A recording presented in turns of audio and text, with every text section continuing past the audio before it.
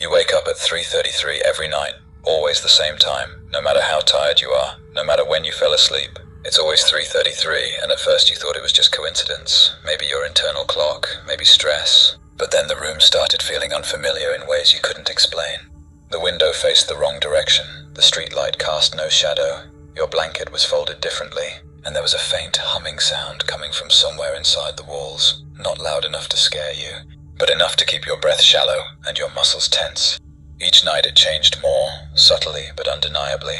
The door would move a few inches left, the painting above your bed would vanish, the air would smell faintly metallic, like blood or cold steel, and you'd try to rationalize it, to write it off as dream fragments clinging to your half-woken mind, but that never worked for long.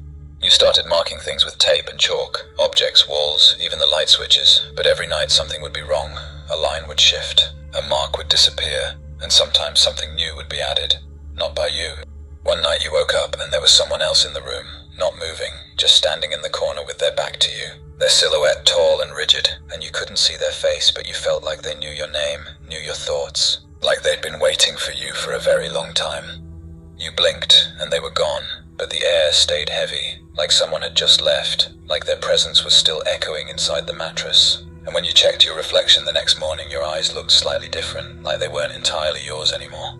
You stopped trusting mirrors after that, and screens too, because they began to show versions of you that weren't in sync. Versions that moved slightly slower or faster, that lingered after you turned away, and sometimes you caught them looking directly at you while you were blinking. Eventually you gave up trying to resist the waking. 3:33 became a ritual, something inevitable, and you started exploring the new rooms you found yourself in, walking their halls, finding objects that seemed pulled from dreams you hadn't remembered having.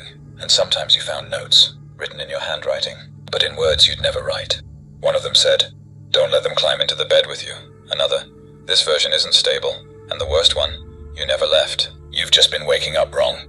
Now even during the day, things feel unstable, like reality is softening around the edges, like the world is bending slightly every time you blink too slowly, and you've started seeing glimpses of the other rooms during the day, in reflections, in glass, in shadows cast in the wrong direction.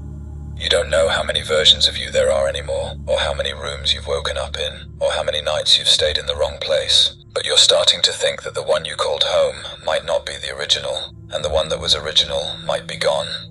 You're not even sure you're still the same person who started waking up at 3:33, and maybe that's the point. Maybe something else has been waking up in your place, something quieter, something that looks just like you, something that waits for the moment you fall asleep to step forward and take control. And maybe that already happened, and maybe the version listening to this now isn't the real you. Maybe you haven't noticed yet, but you will.